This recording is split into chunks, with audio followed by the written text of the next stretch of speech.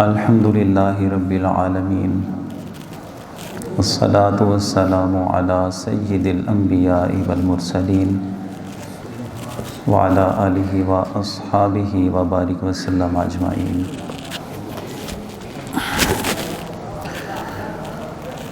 قال اللہ تبارک و تعالی فی کلام المجید: نحن قسمنا بینہم معیشتہم فی الحیاۃ الدنیا ورفعنا بعضهم فوق بعض درجات لیتخذ بعضهم بعضا سخریا۔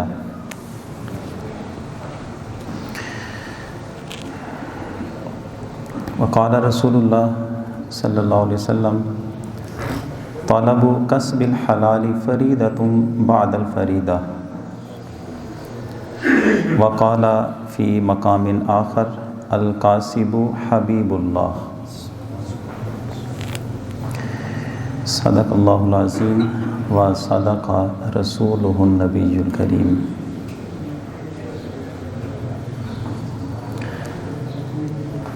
معزز سامعین، آج جمعہ کے اس اجتماع میں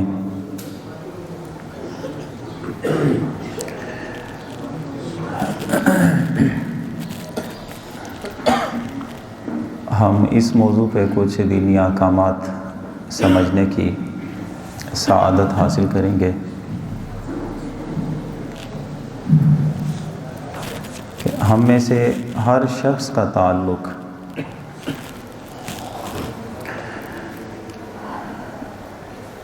کسی نہ کسی روزگار کے ساتھ ملا ہے، یعنی اپنے اخراجات کی تکمیل کے لیے جو ہر شخص محنت کرتا ہے، روزگار حاصل کرتا ہے۔ اس حوالے سے ہمارے دین اسلام میں جو تعلیمات دی گئی ہیں، جو احتیاطیں بتائی گئی ہیں، جو اصول ضابطے ذکر کیے گئے ہیں، یہ بہت کم ہوتا ہے کہ اسٹیج پہ ان کو بیان کیا جائے، اور یہ باتیں اس لیے میں نے ضروری سمجھیں۔ روزگار کے حوالے سے ہمارے لوگوں میں اس قدر بے احتیاطیاں اور اپنی من مانیاں آ چکی ہیں کہ لوگ حلال حرام کی تمیز بھول چکے ہیں۔ نعرہ تکبیر، نعرہ رسالت، نعرہ حیدری۔ شکریہ جی تمہارے، جزاک اللہ۔ اچھا، حالات اب یہ ہیں کہ روزگار کے حوالے سے ہم جس بندے سے بات کریں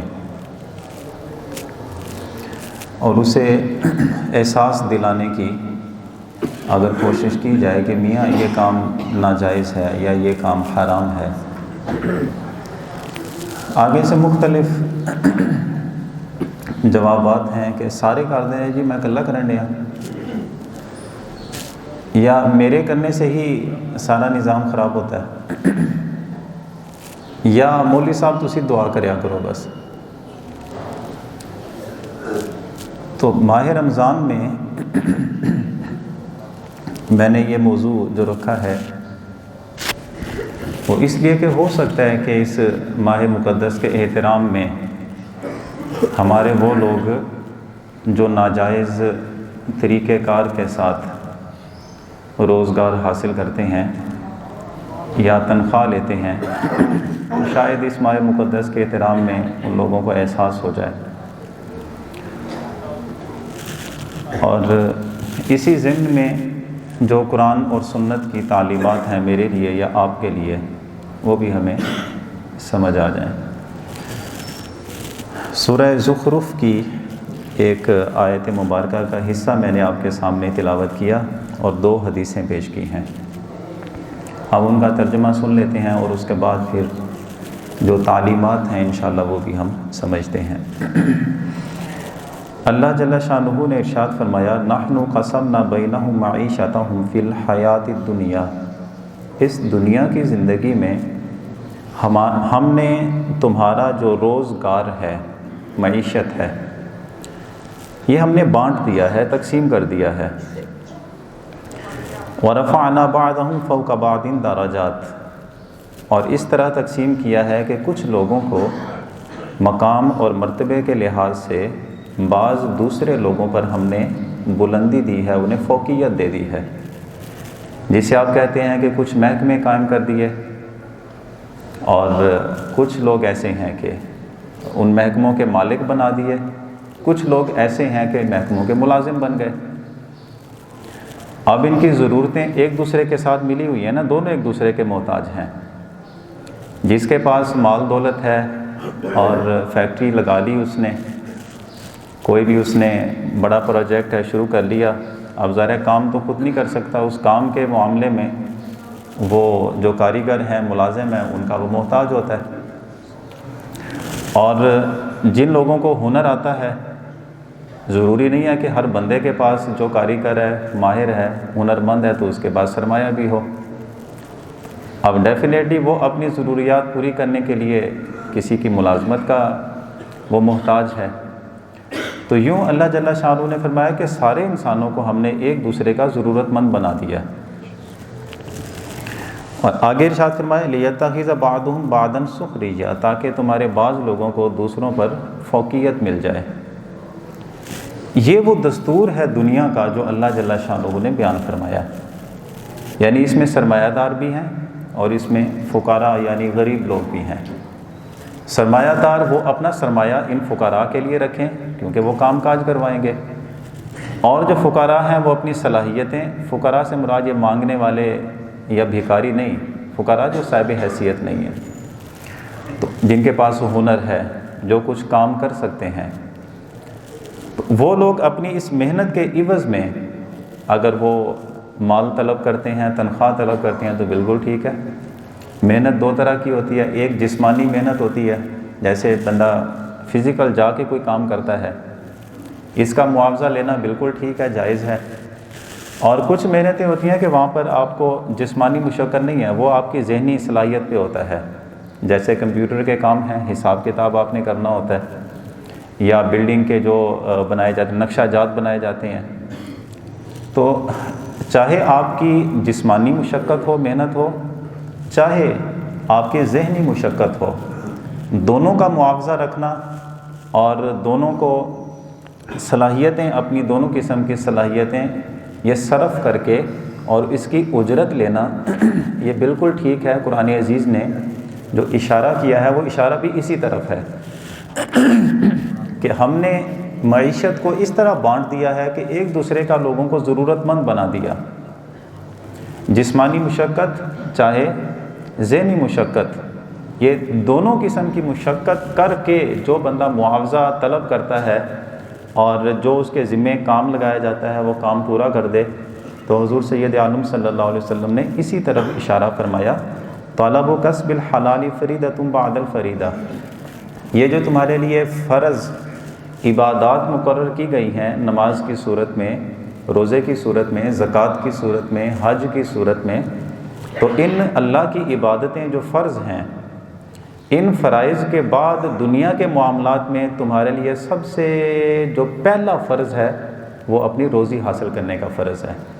تو فرمایا کہ یہ کسب حلال کو طلب کرنا، یعنی جائز اور شرعی حدود کے اندر رہتے ہوئے اپنی روزی کو طلب کرنا، یہ جتنے اللہ کی عبادت والے فرائض ہیں ان کے بعد یہ اولین فریضہ آتا ہے۔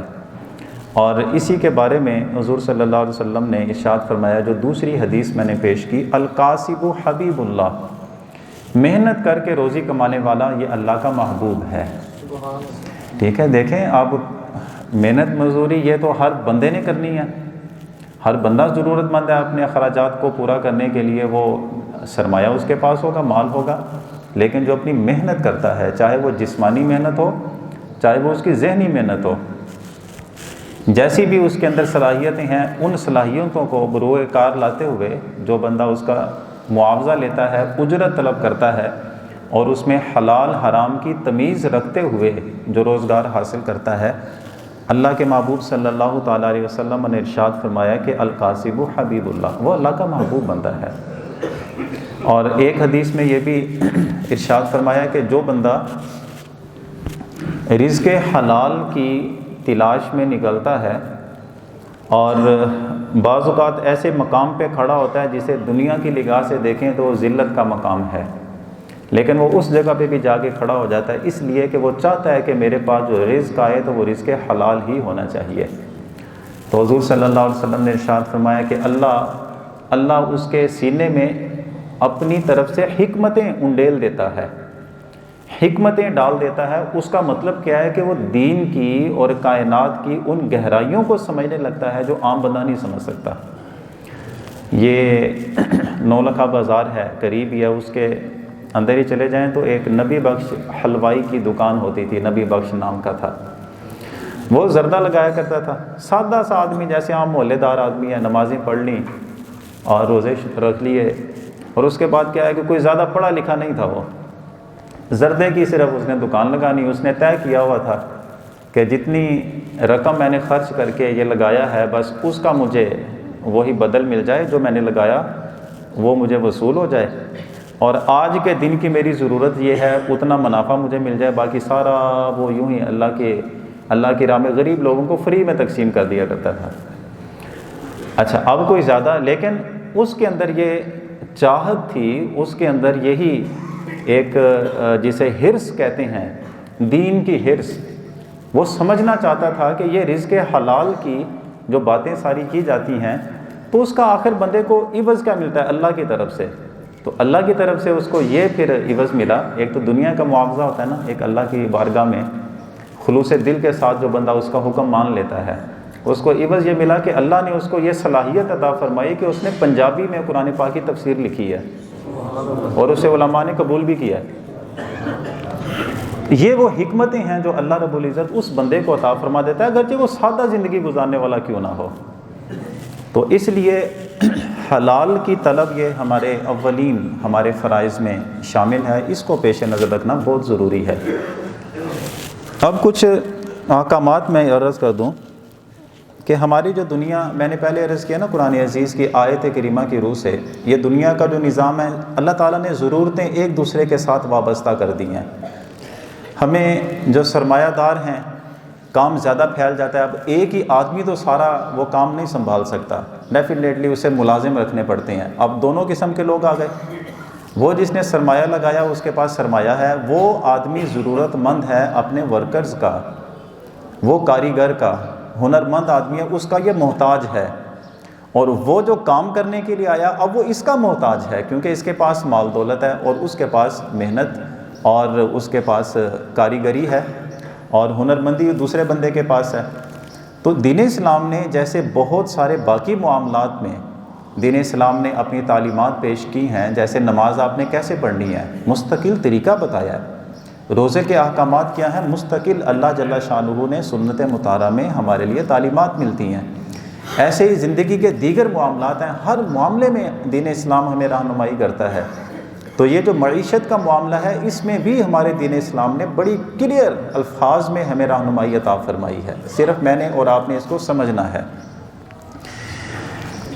آپ اس کی تفصیلات میں حضرت شعیب علیہ السلام اور حضرت جناب موسیٰ علیہ السلام کا جو معاہدہ ہوا تھا آپس میں، حضرت موسیٰ علیہ السلام جب گزر رہے تھے ایک علاقے سے، دو بچیاں تھیں پانی بھرنے کے لیے کھڑی ہوئی تھیں، تو آپ نے ان سے جا کر بات کی کہ تم پانی کیوں نہیں بھر رہی؟ انہوں نے کہا کہ ہماری دسترس میں نہیں ہے، ہمیں اتنی اللہ نے قوت نہیں دی کہ ہم اس کنویں کے اندر سے پانی نکال سکیں۔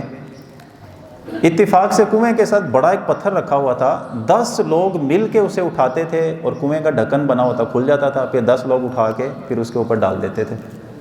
حضرت جناب موسیٰ علیہ السلام نے فرمایا کہ یہ کام میں کر دوں؟ انہوں نے کہا کر دیں۔ اب وہ آپ نے اکیلے نے وہ پتھر اٹھا کے سائڈ پہ رکھا اور 2 بندے مل کے جو ڈول کھینچتے تھے جناب موسیٰ علیہ السلام نے وہ ڈول پانی کے بھر کے خود ہی نکالے، ان بچیوں کی ضرورت پوری کر دی، بعد میں ڈھکن اوپر رکھ دیا، وہ چلی گئی۔ انہوں نے جا کر اپنے باپ سے کہا، وہ حضرت شعیب علیہ السلام کی صاحبزادیاں تھیں، انہوں نے جا کے اپنے باپ سے کہا کہ ابا جان آج تو ایک بڑا امانت دار آدمی دیکھا ہے، ہم نے اپنے گھر کے لیے ملازم تو ویسے بھی رکھنا ہے کیونکہ آپ بزرگ ہو چکے ہیں، بکریاں چرانے کے لیے آپ جا نہیں سکتے۔ اب ملازم تو آپ نے ڈیفینیٹلی رکھنا ہے، تو ہمیں لگتا ہے کہ اگر وہ اس بندے کو ملازم رکھ لیا جائے نا، بڑا محنتی آدمی ہے، تو فرمایا کہ جاؤ بلا کے لاؤ۔ جناب موسیٰ علیہ السلام آ گئے۔ اب جو ان کے درمیان معاہدہ ہوا، قرآن نے وہ معاہدہ ذکر کیا ہے۔ آپ سمجھتے ہیں کہ جو میں بات کر رہا ہوں یہ معاہدہ در حقیقت اسی کی ایک لڑی ہے۔ اب وہ حضرت شعیب علیہ السلام دنیاوی لحاظ سے وہ ایک بندے کے ضرورت مند تھے کہ کوئی بندہ ایسا ہو جو میری بکریاں چرا دے، اور حضرت موسیٰ علیہ السلام وہ اپنے اس معاملے میں ضرورت مند تھے کہ کوئی کام کاج مجھے مل جائے تاکہ کوئی اجرت ملے، معاوضہ ملے، میں اپنا گزر بسر کر سکوں۔ یہ انسان کی انسان کے ساتھ ضرورت ہے۔ اب جو ان کا معاہدہ ہوا، دین اسلام وہیں کو اسی معاہدے کو سامنے رکھ کے باقی ساری تعلیمات ہمیں ارشاد فرماتا ہے۔ ان کا معاہدہ یہ ہوا، بیٹیوں نے کہا جا کے اپنے باپ سے، قالت احداہما یا ابت استاجرہ ان خیر من استاجرت القوی الامین۔ یہ دو لفظ ذکر کیے، اے ابا جان آپ نے جس بندے کو اجرت پہ رکھنا ہے، یعنی تنخواہ پہ رکھنا ہے، ملازمت پہ رکھنا ہے، تو آپ اس بندے کا انتخاب کریں۔ کیوں؟ وہ القوی الامین ہے، قوی بھی ہے، امین بھی ہے۔ اس سے ہمارے تمام فقہاء نے یہ اصول بتایا کہ آپ نے جو ملازم رکھنا ہے اس کے اندر یہ دو خصوصیتیں ہونی چاہیے، اور جو ملازمت کے لیے کسی کے پاس جاتا ہے اس کے اندر یہ دو صلاحیتیں ہوں، وہ خود بھی جانتا ہو کہ میرے اندر یہ دو صلاحیتیں ہیں۔ قوی کا مطلب یہ ہے کہ آپ جو کام کرنا چاہتے ہیں یا جو بندہ آپ کو ہائر کر رہا ہے وہ جو کام کروانا چاہتا ہے اس کام کے کرنے کی اس بندے میں صلاحیت ہونی چاہیے۔ جسمانی صلاحیت کا کام ہے تو وہ صلاحیت اس کے اندر ہو، اگر وہ ذہنی صلاحیت کا کام ہے تو ذہنی صلاحیت اس کی ہو، صلاحیت اس کے اندر ہونی چاہیے۔ دوسری چیز الامین، وہ امانت دار ہو، وہ دیانت دار بھی ہونا چاہیے۔ اچھا، دیانت داری کا جائزہ یہ ہر بندہ نہیں لے سکتا، صلاحیت کا جائزہ تو لے سکتے ہیں نا۔ آپ کسی کو کہتے ہیں پائیں دیہڑی کام کر کے دکھاؤ، پتہ لگ جائے گا، بندہ کام کرے تو اس کی صلاحیت کا اندازہ ہو جاتا ہے۔ بعض اداروں نے انٹرویو رکھے ہوتے ہیں، ٹیسٹ رکھے ہوتے ہیں، وہ ٹیسٹ پاس کر لیں تو صلاحیت کا خود بخود اندازہ ہو جاتا ہے۔ لیکن امانت داری یہ خوف خدا ایک قلبی کیفیت ہے، قلبی کیفیت یہ ہمارے لوگوں میں بہت کم ہوتی ہے۔ نہ تو اس کا جائزہ وہ کام پہ رکھنے والا اس کا لے سکتا ہے، نہ کوئی اور بندہ لے سکتا ہے۔ یہ خوف خدا ہی ہے جو بندے کو بس اللہ کی بارگاہ میں امانت دار بنا دے۔ اور بیٹیوں سے جب باپ نے پوچھا کہ تم کہہ رہی ہو کہ جسمانی قوت وہ تو بتا دی، لیکن تم کہہ رہی ہو کہ وہ القوی الامین بھی ہے، امانت دار بھی ہے، بیٹیوں وہ امانت دار کیسے ہے جس کو تم لے کے آئی؟ بیٹی نے بتایا کہ ابا جان میں اس کے آگے آگے جب چل رہی تھی نا، ہوا کے جھونکے سے میرے کپڑے اچھلے تو اس نے فوراً سے اپنی نگاہیں نیچی کر لیں، جناب موسیٰ کی طرف اشارہ کیا، فوراً اپنی نگاہیں نیچی کر لیں، تو کہنے لگے کہ بہن ایسا کرو کہ تم میرے آگے آگے نہ چلو، تم میرے پیچھے چلو، آگے میں چلوں گا۔ تو کہا کہ آپ کو راستہ کون بتائے گا؟ فرمایا کہ کنکریاں اٹھا لو، جس طرف کو مڑنا ہوگا کنکری اس طرف پھینک دینا، میں اسی طرف مڑ جاؤں گا، میرے ساتھ بات بھی نہ کرنا۔ تو یہ صلاحیت دیکھ کر وہ بیٹی نے اپنے باپ حضرت شعیب سے کہا کہ ابا جان وہ امانت دار آدمی ہے، اس کو رکھ لیں، یعنی ہماری عزت کو کوئی خطرہ نہیں ہے اس سے، ہمارے گھرانے کو بھی اس سے کوئی خطرہ نہیں ہے۔ جسمانی قوت بھی اللہ نے عطا فرمائی ہے، اور جو دینداری ہے، امانت داری ہے، وہ بھی اللہ نے صفت اس کو عطا فرمائی ہے۔ اور آپ کوئی ملازم رکھتے ہیں تو یہ دونوں قسم کی صفات اس بندے کے اندر ہونی چاہیے۔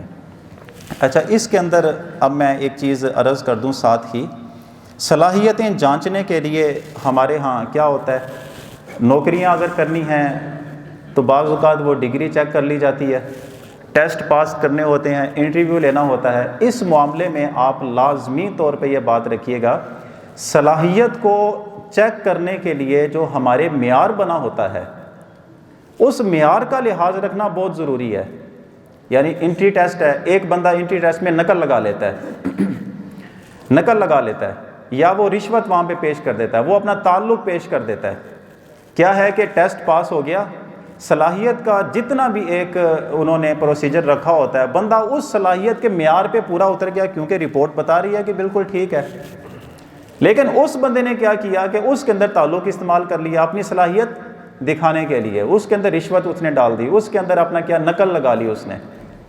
اب صلاحیت چیک کرنے والا آدمی جو رپورٹ دیکھ رہا ہے اس کے مطابق آپ کا رزلٹ تو یہ بنتا ہے کہ آپ میرٹ پہ آ چکے ہیں، لیکن بندے نے اپنی صلاحیت نقل کی نظر کی، اپنی صلاحیت رشوت، اپنی صلاحیت کے پیچھے اس نے تعلق استعمال کیا۔ اب یہ ہے حلال حرام کا مسئلہ کہ آپ کے اندر جو صلاحیت چیک کرنے کا معیار تھا اس کے اندر آپ نے بددیانتی کر دی۔ اب بتائیں کہ آگے جو نوکری آپ جس کو لینے جا رہے ہیں وہاں کی تنخواہ لینا آپ کے لیے جائز ہے کہ نہیں ہے؟ کیوں جی، بنتا ہے کہ نہیں سوال یہ؟ اور ہمارے معاشرے میں ایسا ہوتا ہے کہ نہیں؟ کون سا ایسا محکمہ ہے جہاں پہ رشوت نہ چلتی ہو؟ کون سا ایسا محکمہ ہے کہ بغیر تعلق کے آپ کا رکھ لے؟ الا ماشاء اللہ اچھے لوگ ہر دنیا میں ہر وقت میں موجود ہوتے ہیں، ہر معاشرے میں موجود ہوتے ہیں، الا ماشاء اللہ، ورنہ بہت کم لوگ ایسے ہوتے ہیں۔ تو اس میں یاد رکھیے کہ جو بندہ جعلی ڈگریاں دکھا کے امتحانات میں نقل کر کے اور پھر سفارش کی بنیاد پہ جا کے اپنا وہ میرٹ وہ قائم کر لیتا ہے، اپنی صلاحیت اجاگر کر لیتا ہے، پھر جا کے وہ ملازم وہاں پہ لگ گیا، پھر اس کے بعد تنخواہیں لینی شروع کر دیں، دو صورتیں ہیں۔ انہوں نے آپ کی صلاحیت کا جائزہ لینے کے لیے یہ جو ایک کرائٹیریا سارا مقرر کیا، اس کے بعد آپ کا انٹرویو ٹیسٹ سارا کچھ ہو گیا، آپ چلے گئے، اس کو چھوڑ دیں۔ ایک اللہ کے نزدیک بندے کی صلاحیت ہے، آیا کہ یہ بندہ کام بھی کر سکتا ہے کہ نہیں، اس کام کی صلاحیت بھی ہے کہ نہیں۔ دو صورتیں ایسی ہیں کہ وہ کام کرنے کی صلاحیت بھی نہیں رکھتا اور اوپر سے 2 نمبر کام بھی کر لیا اس نے۔ اس کے بارے میں تو تمام فقہاء نے یہ بات لکھی کہ ایک تو بددیانتی کا مظاہرہ اس نے یہ کیا کہ لوگوں کو اس نے دھوکہ دیا کہ وہ صلاحیت رکھتا ہے، حالانکہ صلاحیت نہیں رکھتا تھا۔ اور اللہ کے نزدیک اللہ تو جانتا ہے نا اس بندے میں واقعتاً ایسی صلاحیت ہے کہ نہیں ہے، وہ صلاحیت بھی نہیں ہے۔ اب جب تک اس محکمے سے، اس ادارے سے یا کسی دکان پہ کام کرتا ہے وہاں سے جو تنخواہ لیتا رہا، اس کا تنخواہ لینا جائز نہیں ہے۔ مسلسل دھوکے کا مال اس بندے کے پاس جمع ہے، یہ حرام مال ہے، اس بندے کے لیے 1 ٹکا لینا بھی جائز نہیں ہے۔ کیوں؟ 2 مرتبہ بددیانتی کی، ایک تو آپ نے ایسا ذریعہ استعمال کر لیا جس سے لوگوں کو دھوکا ہو گیا، اور دوسرا یہ کہ آپ کے اندر واقعتاً وہ صلاحیت بھی نہیں ہے۔ تو یہ دونوں صلاحیتیں یعنی دھوکا بھی شامل ہو جائے اور آپ کے اندر صلاحیت بھی نہیں ہے، تو ایسی نوکری کرنا، آپ بھلے آپ اپنے آپ کو سمجھتے رہیں کہ میں نے تو زکوٰۃ بھی ادا کر دی، میں نے تو فطرانے بھی ادا کر دیے، میں تو خدمت خلق کے لیے بہت بڑی ایک فاؤنڈیشن بھی چلا رہا ہوں، میں نے فلاں کام بھی کر دیے، لیکن جو حرام ہے وہ اپنی جگہ پہ حرام ہے۔ اور مجھے بڑی معذرت کے ساتھ کبھی بعض اوقات ایسی باتیں کرنی پڑتی ہیں کہ لوگ سمجھتے ہیں کہ مولوی صاحب ہولات رکھیا کرو، لیکن کیا کریں؟ آپ سمجھتے ہیں کہ حلال حرام کی تمیز کے بغیر جو بندہ رزق حاصل کرتا ہے، صرف یہ نہیں ہے کہ وہ بندہ صرف ملامت زدہ ہے کہ اس کو ملامت کرنی چاہیے، ایسا حضرت جی کام نہیں ہے۔ یہ قرآن اور سنت کا اصول ہے کہ ایک بندے کے پاس 100 روپیہ ہے، وہ جانتا ہے کہ یہ حرام کا ہے، جانتا ہے، اب اسی 100 روپے کو اگر وہ زکوٰۃ کی نیت سے، فطرانے کی نیت سے یا نیکی اور بھلائی کی نیت سے اگر خرچ کر دے، جبکہ وہ یقینی طور پہ جانتا ہو کہ حرام کا ہے، اسی وقت دائرہ اسلام سے خارج وہ کافر قرار پائے گا، اس لیے کہ حرام اللہ کو پسند نہیں ہے۔ حرام اللہ نے مقرر کیا، اس کے رسول نے مقرر کیا ہے۔ اب جو بندہ خرچ کر رہا ہے وہ اللہ سے نیت کر کے یا اللہ مجھے اس کا ثواب دینا، یعنی اللہ کی حدوں کو توڑ کے اور اس کی نافرمانی کر کے حرام ذریعہ وہ جسے اللہ نے منع کیا، اب اللہ سے اس کا ثواب مانگ رہے ہو۔ یہ اللہ کے ساتھ جو بندے نے دھوکہ کیا، اس کے ساتھ مذاق کیا، اس بنا پر اس بندے کو کافر قرار دیا جاتا ہے۔ یہ دین اسلام کا پکا اصول ہے۔ اچھا، یہ تو اس بنیاد پہ ہے نا، کسی بندے نے تعلق ایسا استعمال کیا، صلاحیت اپنی ایسی اجاگر کر دی کہ ٹیسٹ اگر لیا جاتا تو وہ صلاحیت والا شمار نہ کیا جاتا۔ اب دوسری بات یہ کہ اس کے اندر واقعتاً صلاحیت بھی نہیں ہے، تو پھر یہ بات ہو گئی۔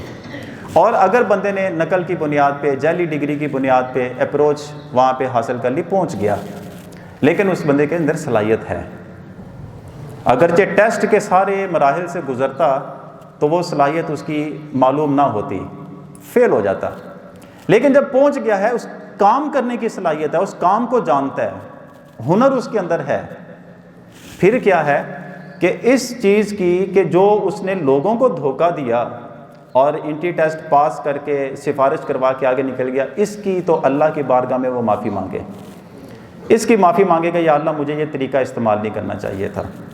لیکن اگر بعد میں جا کر وہ دیکھتا ہے کہ میں کام کر سکتا ہوں، یہ تو میرے لیے ممکن ہے، اور لوگ بھی اس بات کی گواہی دیتے ہیں کہ یہ تو بڑا کاریگر آدمی ہے، تو پھر وہ جو عوض لے رہا ہے یہ عوض لینا اس کے لیے جائز بن جائے گا، لیکن وہ جو اس طریقے کے ساتھ آیا ہے وہ طریقہ چونکہ ناجائز تھا، اس لیے اس کی معافی اللہ سے بھی مانگنی چاہیے، اور اگر مناسب اور ایک اچھا ماحول بنا ہو ظاہر کر دینا چاہیے کہ یار میرے کام تو مطمئن ہو، ہاں جی مطمئنہ پائیں تو اسی تے بڑے اچھے کاریگر ہو، بس یارو تھوڑی بہت ہی غلطی ہو جاتی چلو بھی چھڑ دیا جائے پھر، تو یوں کر کے معافی مانگنے سے وہ ٹھیک ہے اگر وہ صلاحیت رکھتا ہے تو اس لیے دین اسلام میں یہ جو ہم تعلیمات بتائی گئی کہ ایک دوسرے کے ساتھ ہمارے پیشے وابستہ ہو جاتے ہیں، کام کاج ہم ضرورتیں ہماری وابستہ ہو جاتی ہیں، تو اگر بندہ صلاحیت رکھتا ہے تو اس صلاحیت کی اجرت لینا اس کے لیے جائز بنتی ہے، ورنہ اس بنیاد پہ کہ صلاحیت نہیں ہے لیکن طریقہ ایسا اپنایا گیا کہ وہاں پہ پہنچ گیا ہے، اس کے لیے اجرت لینی جائز نہیں ہے۔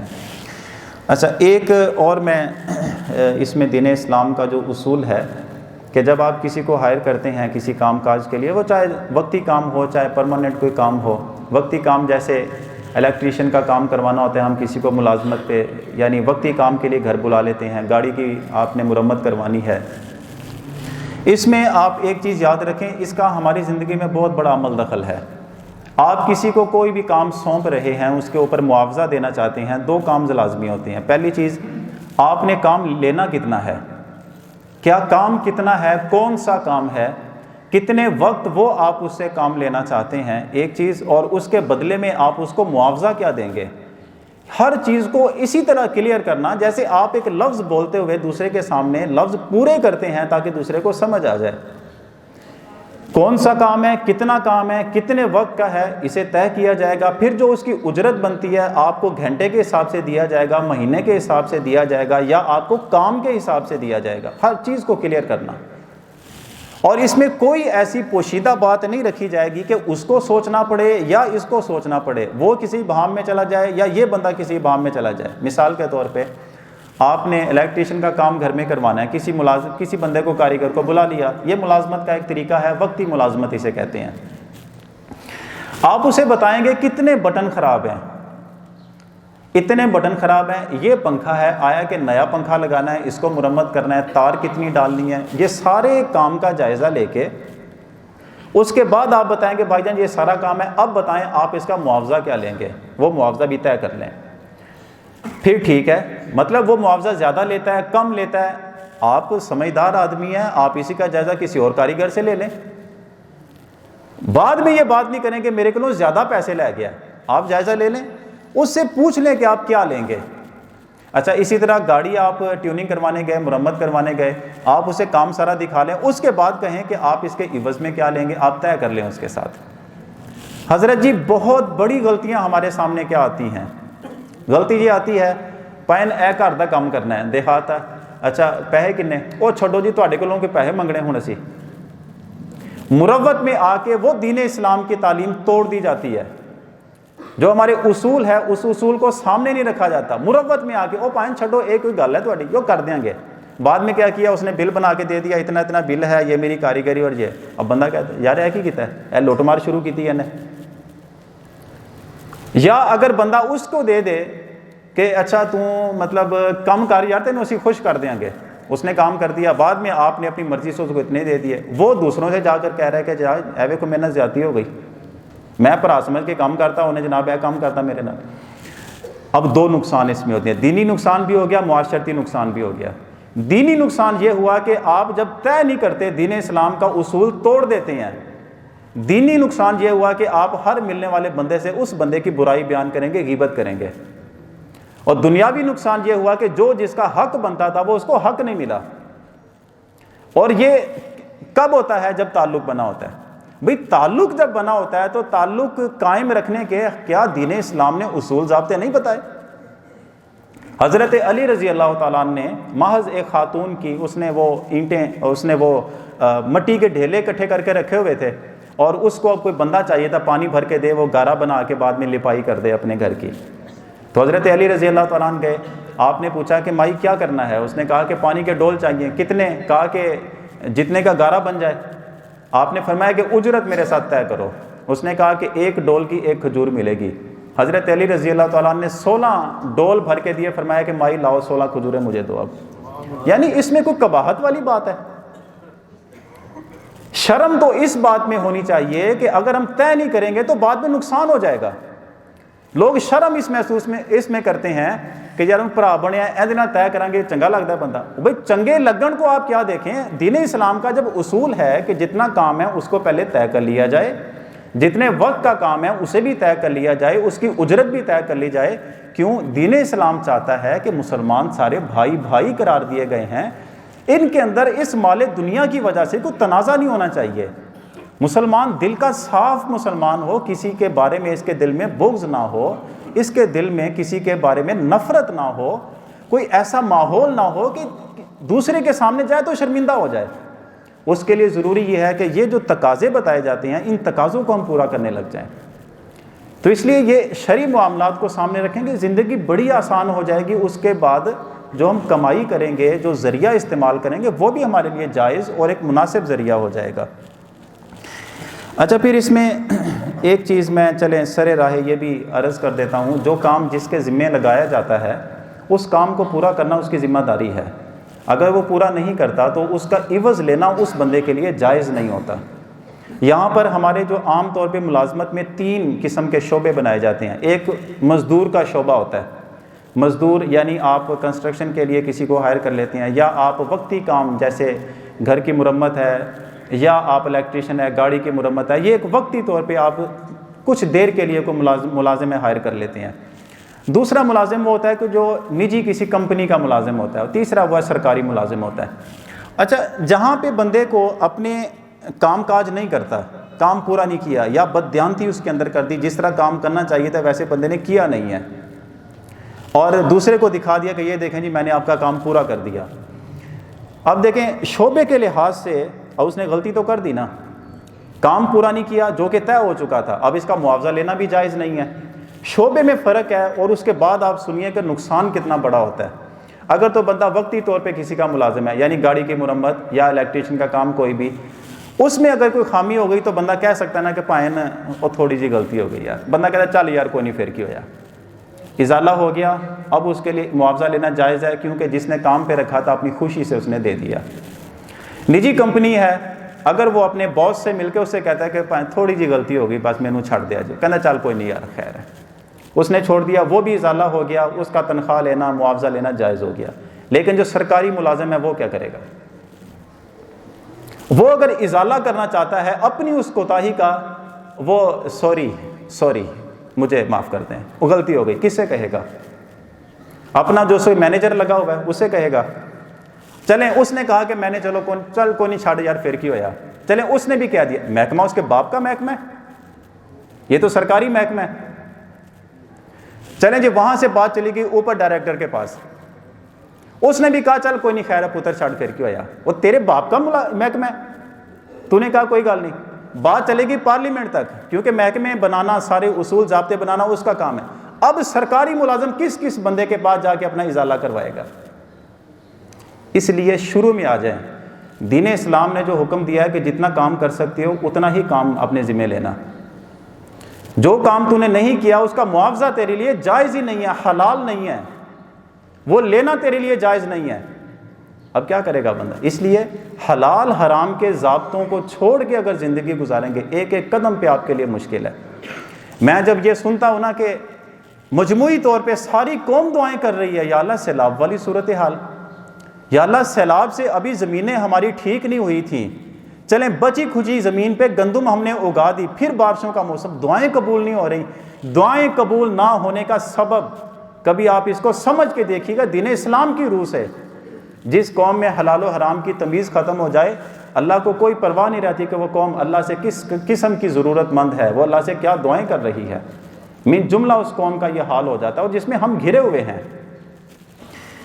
اچھا, اب میں چونکہ فہرست بہت لمبی ہے, آخر میں ایک دو چیزیں اس لحاظ سے کہ ہم بھی ملازم اپنے پاس رکھتے ہیں, ان کے ساتھ ہمارا رویہ, ہمارا سلوک کیسا ہونا چاہیے, ان کی عزت کرنا, ان کا وقار قائم رکھنا, یہ ساری چیزیں اس میں آتی ہیں.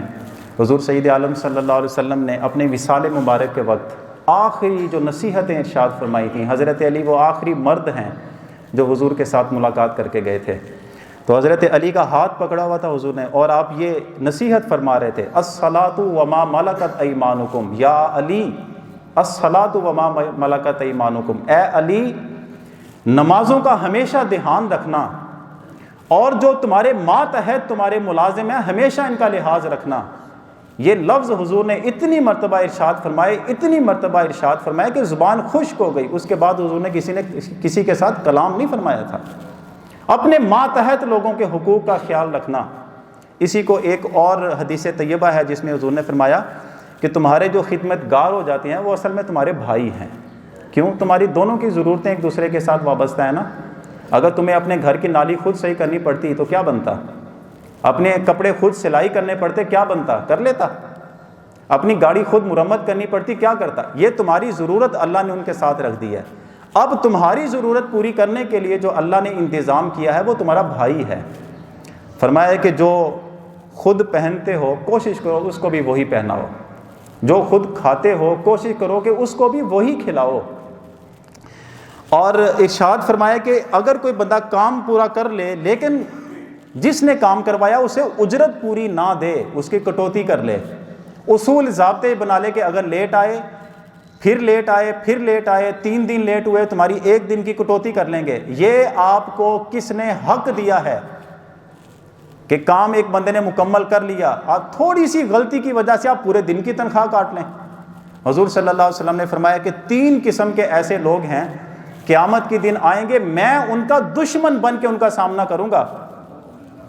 لوگوں نے ایک دم سے سنا، حضور آپ دشمنی کا اعلان کریں، کس کے ساتھ؟ فرمایا کہ 2 اور ہیں، ایک وہ آدمی جس نے کام پورا کر دیا لیکن جس نے کام کروایا اس نے اجرت پوری نہیں دی، وہ آدمی جب میرے سامنے آئے گا تو میں دشمنی کے روپ میں اس کا سامنا کروں گا۔